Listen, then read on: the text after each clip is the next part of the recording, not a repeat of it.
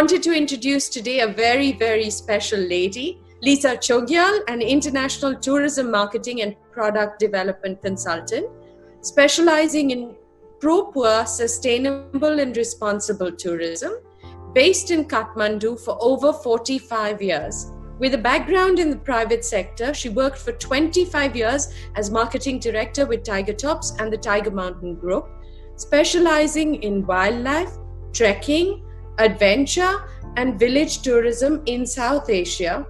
She is currently director of the award-winning Tiger Mountain Pokhara Lodge. Since 1992, she has undertaken tourism consultancy roles in Nepal and throughout the Asia-Pacific region, often with TRC Tourism. Clients include governments, tourism boards, development agencies, NGOs, local communities, and private sector operators. Lisa is a writer and an editor, regularly publishing books and articles on tourism and conservation, and is widely experienced in production liaison for documentary and feature films. One of the books that she has done, which many of us refer to, is the Insight Guides to Nepal. She serves on a number of pro bono organizations and boards, and since 2010 is New Zealand's honorary consul to Nepal. She brings to us a view on sustainable and responsible tourism, and Tiger Tops has really been one of the organizations that has shown us the way now for more than half a century. So thank you, Lisa, and so wonderful to see you here. Thanks, Latika. It's lovely to be here. I remember first meeting you with your parents when they brought you to Tiger Tops. I think you were quite small in those days. Oh. Yes. So I'm really happy. Thank you for asking me. I'm very happy to talk a little bit about the early days of Tiger Tops and the early days of wildlife tourism in Nepal. And I have some slides and to share with you. And so let's get going on that. And so Latika, thank you so much for asking me to talk about the early days of Tiger Tops. It seems like a very long time ago. And this is the lodge when it was first built in the mid-1960s. But I actually left Tiger Tops in 1997, although it sort of still feels very much part of my life. And since then, for the last 25 years, I've been working with it as a consultant all through the Asia-Pacific region. And we work on what we don't really like to call ecotourism, but sustainable tourism, responsible tourism. We encourage our clients not to worry too much about the terminology, as long as it's the kind of tourism that works to enhance conservation and development. Prior to that, I was with Tiger Tops for nearly 25 years. I first arrived in Nepal in 1974 and went down to Tiger Tops and thought I'd died and gone to heaven. Persuaded Jim Edwards to give me a job at that time, and then stayed with the group for the next 25 years. We had camps, lodges, trekking and adventure operations all through the South Asian region. And I had the lovely job of being in charge of marketing and public relations and quality control, which gave me the opportunity to travel around and visit all our operations. And then during the summer months when things were closed, I would travel the world promoting and marketing. So this is the kind of classic image of Tiger Tops, the treetop jungle lodge in what was then Royal Chitwan National Park. Actually, Tiger Tops started before the park was gazetted. It started when the area was protected as a rhino hunting reserve.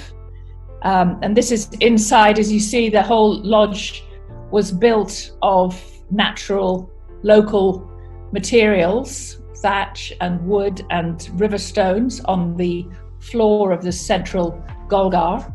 And that became a feature really of the Tiger Mountain operations.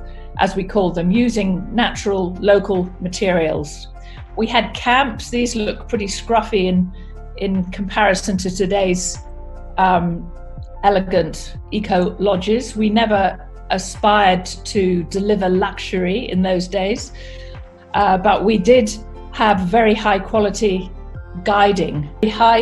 That was how we were able to charge what was then really a serious amount of money, was that we had very high quality of operations and guiding and naturalists. So that was really the hallmark of the Tiger Mountain Group.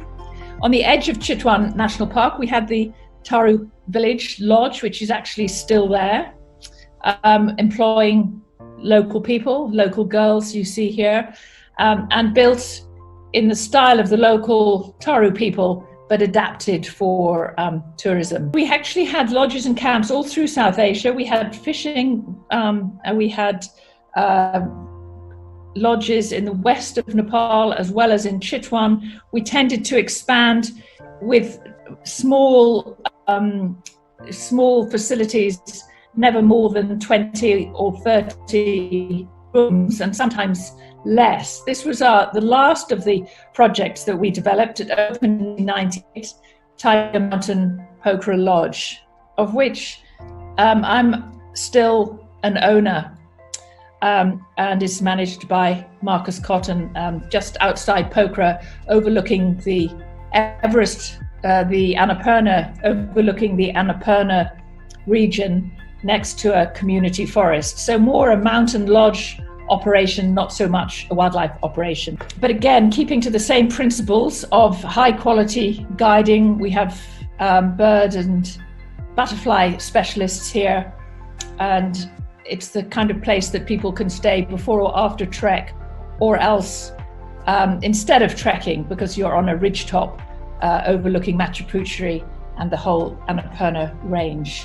So I just thought I promised not to be too tourism-y, but I did think I would just touch base to remind us all what the basic tenets of what has come to be known as ecotourism, which is really what Tiger Tops started in the mid-1960s. But it's the kind of tourism that protects nature and culture, that benefits local people, and that provides interpretation and education. And that, of course, has become, quite well known and fashionable.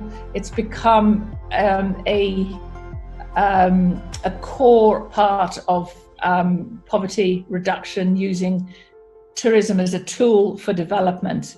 And that's really what Tiger Tops pioneered in the whole of Asia, in fact, and which is my passion and interest, and what I've come to be working all over the Asia Pacific region in that sort of area, often working with agencies like UNESCO, World Heritage Sites, and in protected areas.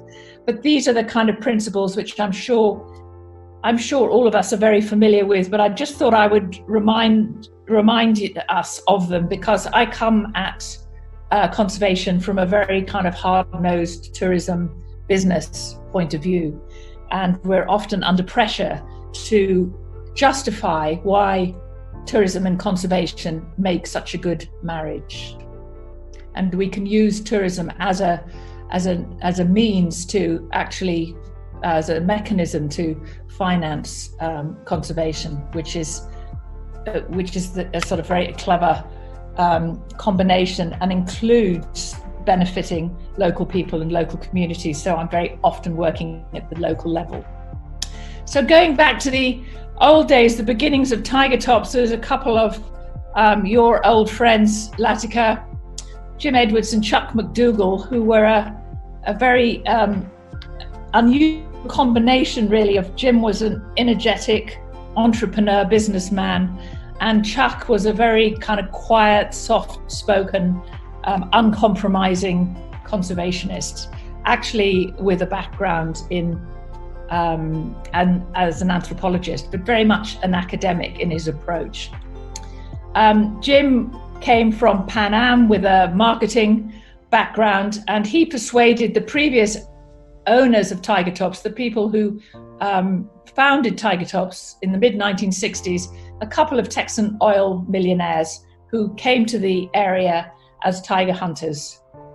Jim and Chuck also had a hunting company, but very soon they realized when they took over the lodge in 1972 that conservation was the way forward, in line with many other hunters turned conservationists.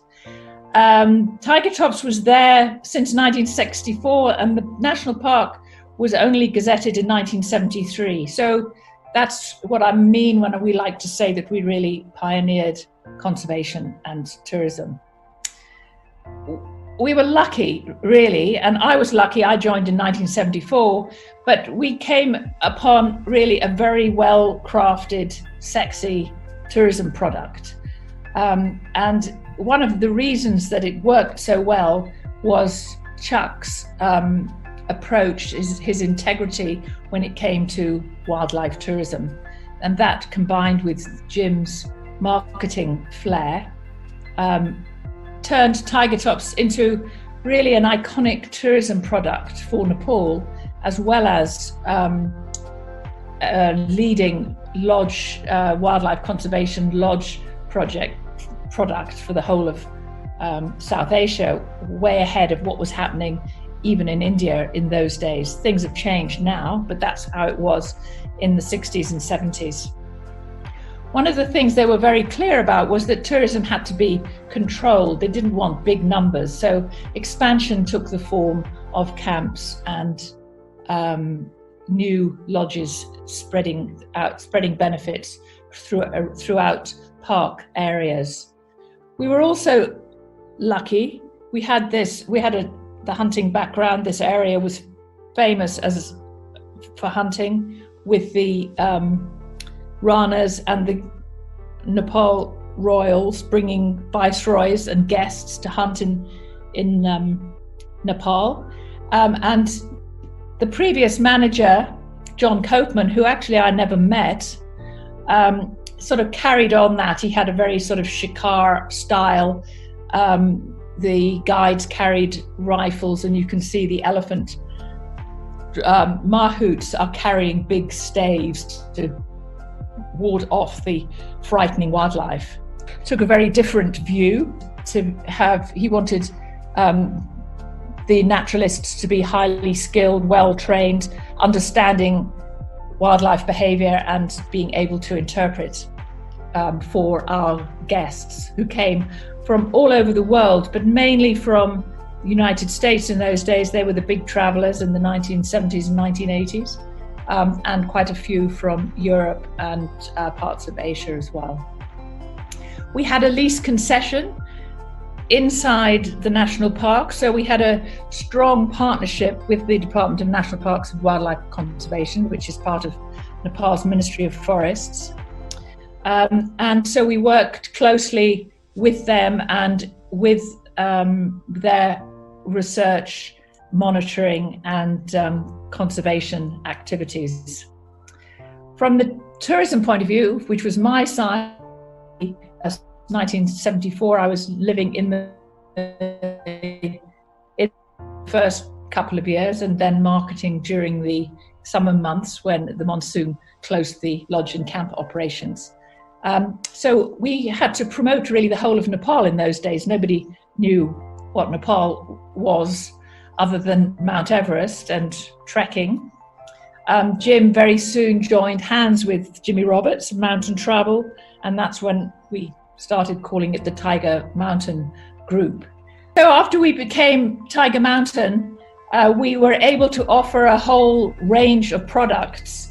During the summer months when Nepal closes down for the monsoon, I would travel the world using the free tickets that we got from our Pan Am agency. We represented Pan Am in Nepal, and they were very generous with free tickets. So I would go to trade shows and on sales trips, working closely with the world travel industry networks, wholesalers, travel agents, because that was the way things worked in those days. Everything came through travel agents. When I first started, we didn't have any communication, not even to Nepal, let alone actually at the lodge.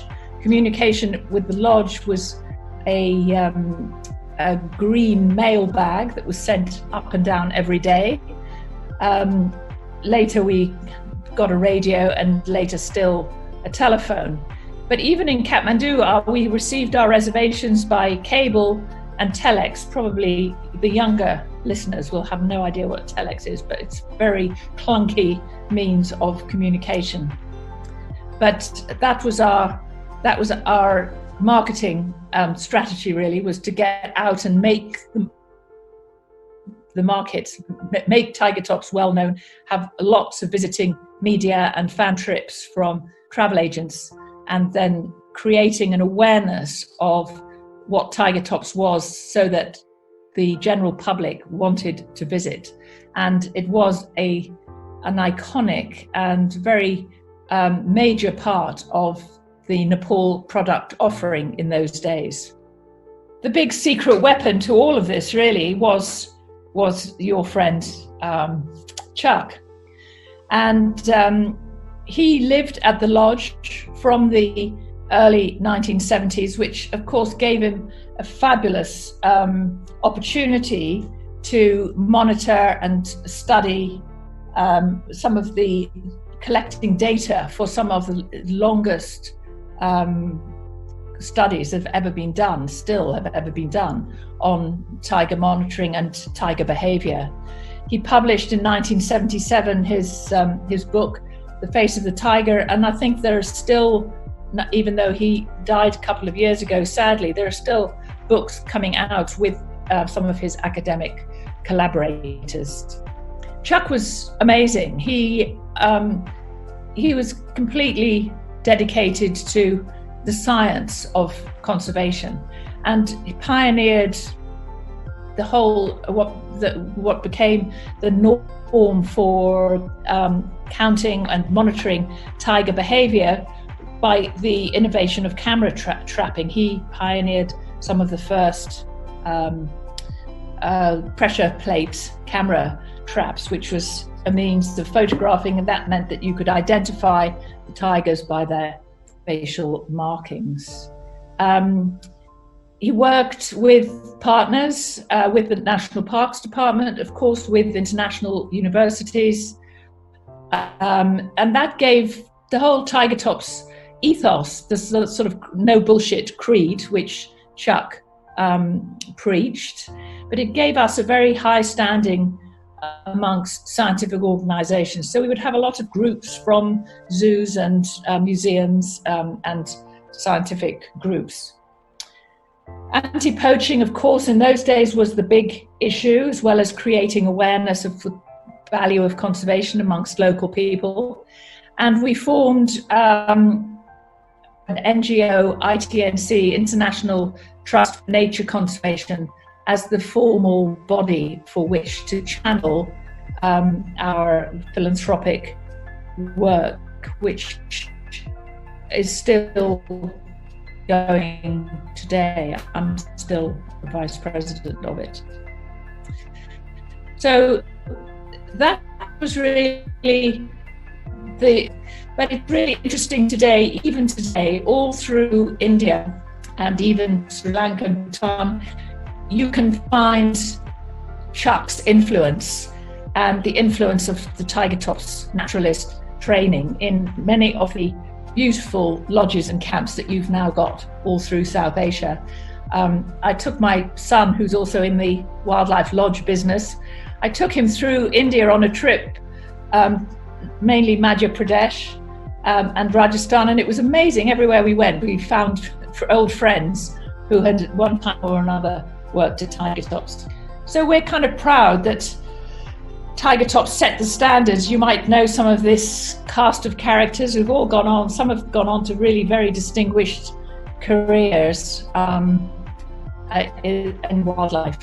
This was taken in 1982, and I think it's something that he was able to set standards throughout the whole of South Asia. Here's a photo of that early camera trap. It was pretty rudimentary, a couple of planks and in a shallow with a sort of spring thing underneath which activated the camera flash. And this rather overused photo on the top right is the iconic first photo that was ever taken by Chuck's camera trapping device. This is now, of course, very widely used. We also worked closely with Survival Anglia television in those days, and so we had naturalist wildlife crews living at Tiger Tops.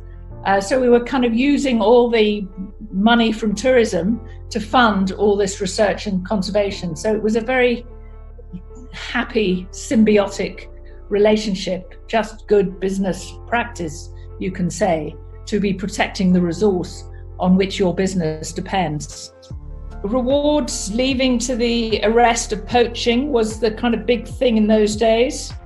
Nepal has really successfully controlled much of the poaching. We've had some 0 years of poaching for rhinos. And in terms of the tiger, the global tiger initiative, we're pretty close to hitting our target of doubling the tiger. I think we're furthest ahead of all the 13 tiger range countries. I had the privilege in 2011 in working for the world as a World Bank consultant, developing the tiger tourism guidelines for the Global Tiger Initiative at their Thimphu, part of the Thimphu summit. And of course, Chuck also worked in Bhutan and taught the naturalists, the wildlife department there, how to count their tiger population. I don't really need to get into the issues of elephant husbandry and domestic elephants, but suffice it to say that Tiger Tops was known as having one of the best elephant stables in South Asia, with a very high standard of care, and of course showing people how elephants lived and showing wildlife in the back of elephants was absolutely the key to our success. Elephants was everybody's favorite.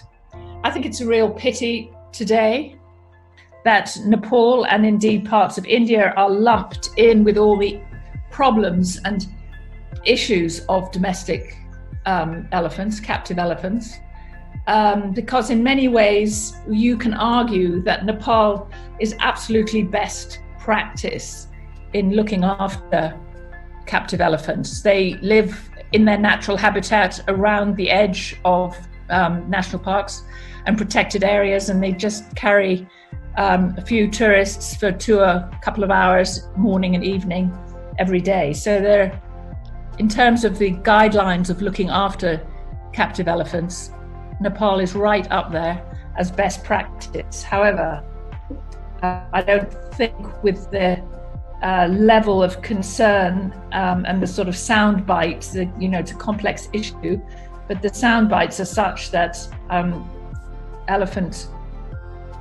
keeping captive elephants is probably not something that is going to last very much longer. But in our day, it was absolutely the key to our success. We even had baby elephants born in captivity, you can see on the right.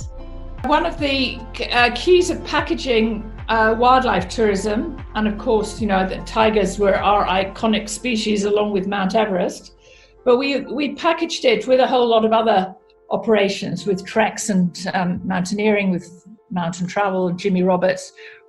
It was our group that pioneered river running in Nepal, training all the river guides with, we had American river rats who came here to train them in the 1970s. Mountain Travel Nepal was the first and only trekking and mountaineering company for many years, so we remain, the combination of wildlife and trekking is something that Nepal is still very well known for, and trekking is an extremely serious business started by Colonel Jimmy Roberts to help his Sherpa friends. About a quarter of all tourists coming to Nepal go trekking. about 300,000 people a year. It's serious business and employs lots of Sherpas, all of whom are really suffering in the current climate.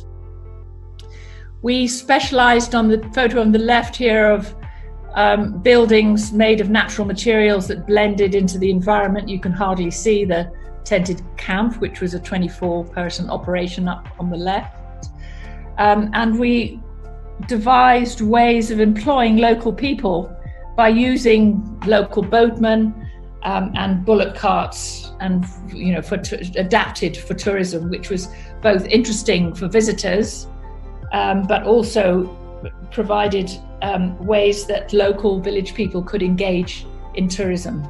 And shamelessly, I used to use celebrities for marketing and to bring media attention to the lodge. This is Leonardo DiCaprio, who, as you know, went on to become one of the biggest donors for tiger conservation in the world. I think I'm right in saying the first wild tiger that he saw in the wild was in Bardia National Park. Here he is on that visit with motley collection of Tiger Tops Canali staff.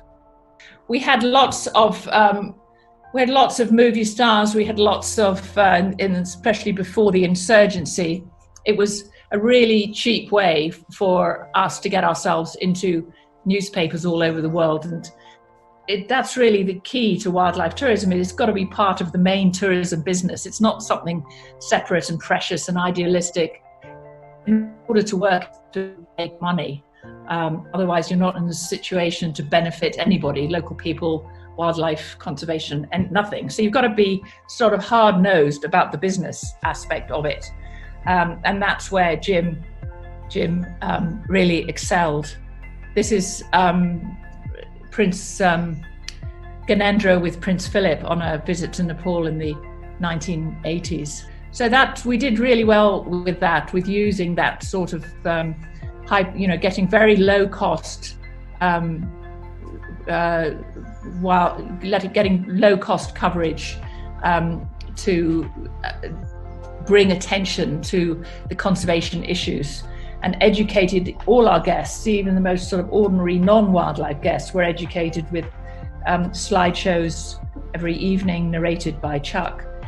As well as guided tours, whether it was walks or river trips or elephant safaris or jeep drives in the protected areas.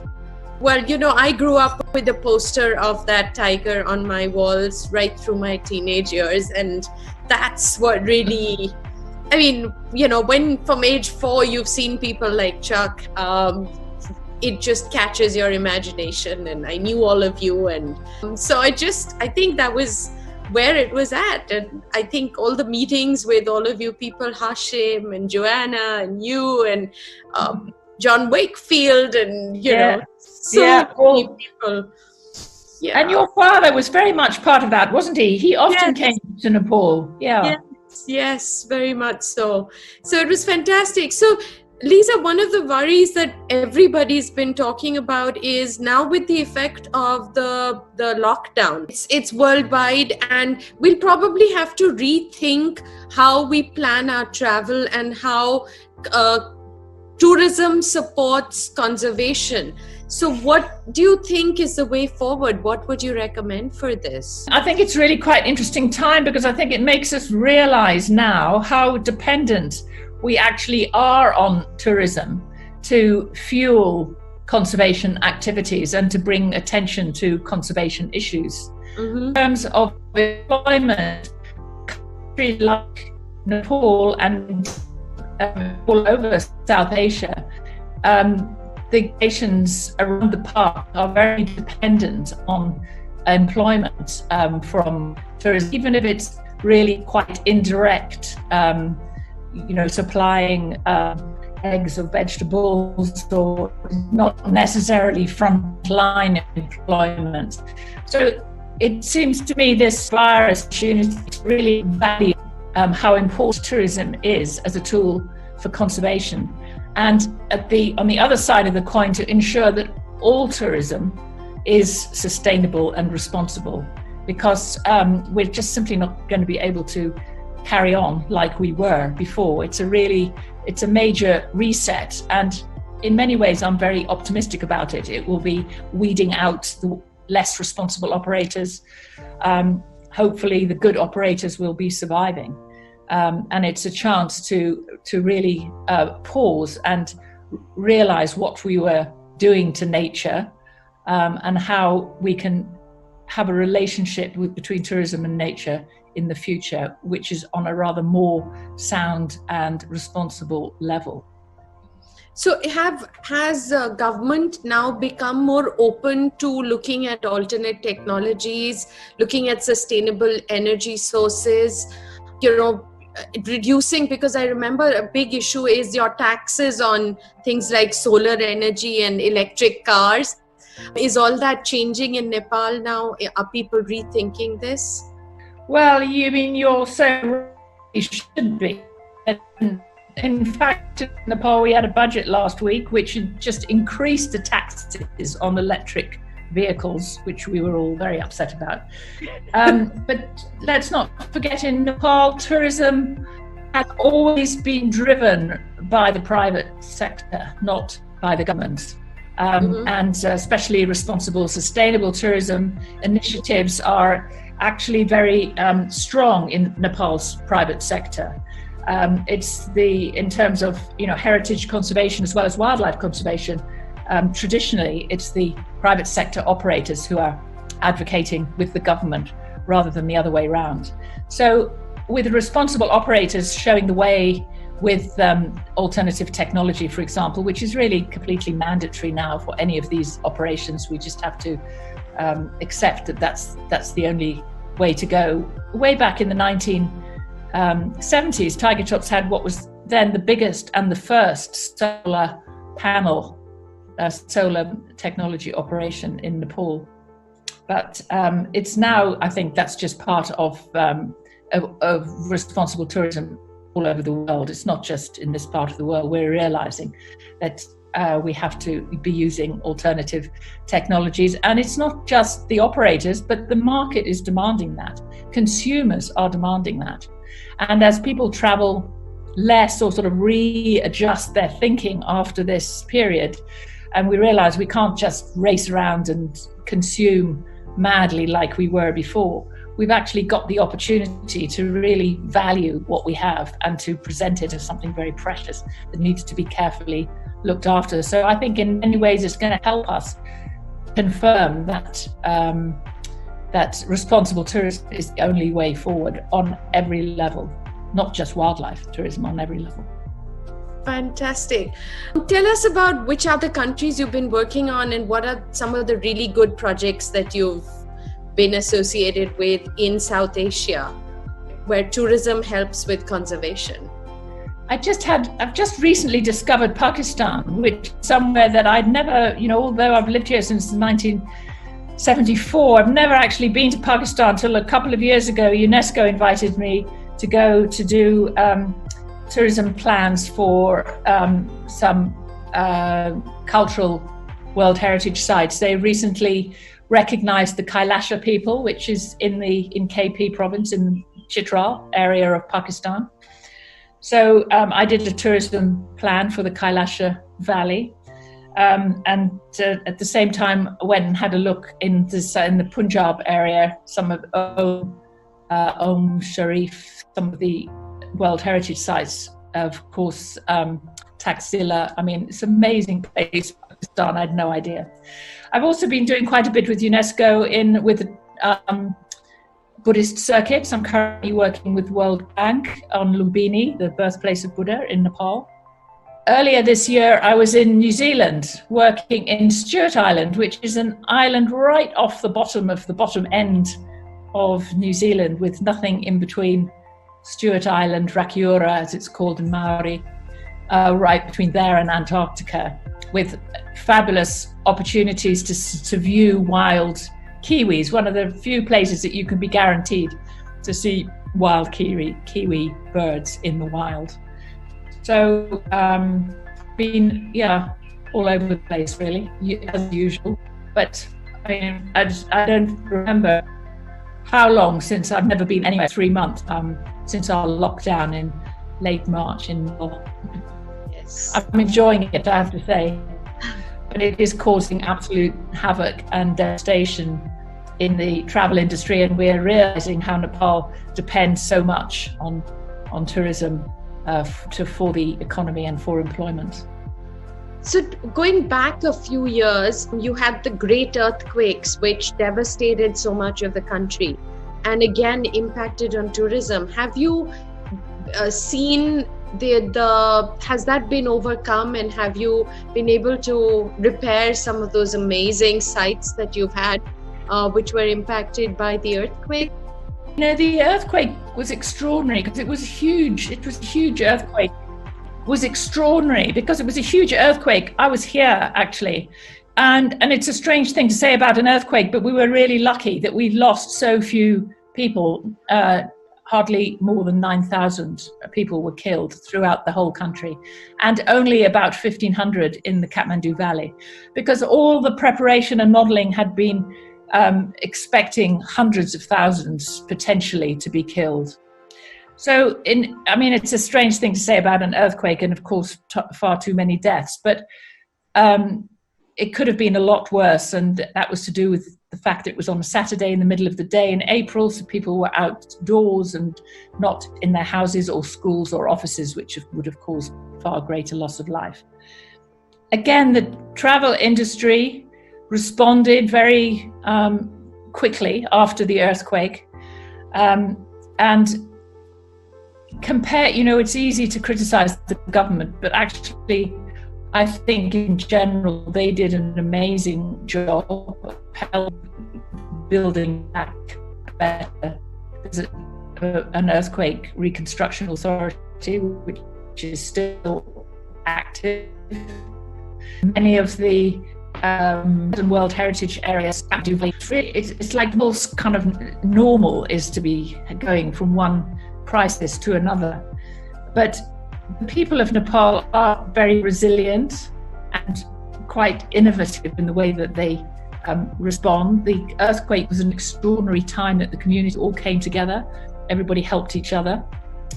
And if you compare the earthquake to other parts of the world, especially emerging nations parts of the world, such as Haiti or Pakistan, actually our recovery has been extraordinary in just 5 years. Look at Christchurch in New Zealand. The city is still a very strange, devastated area.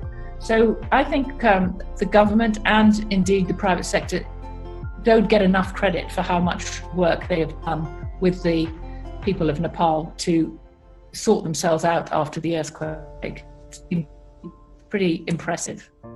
Fantastic.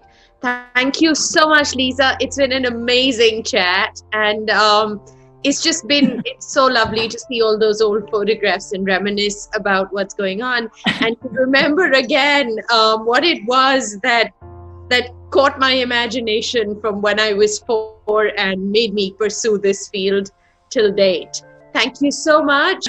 You have to the book. A copy of the book signed by Chuck. Oh wow.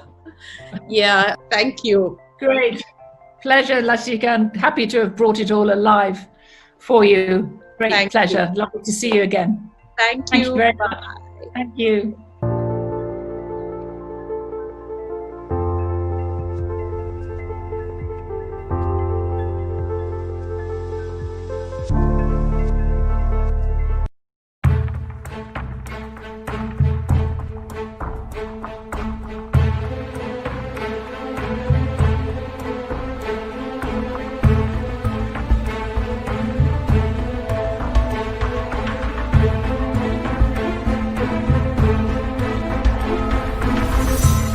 Until not that long ago, it was hard to get to access the deep forest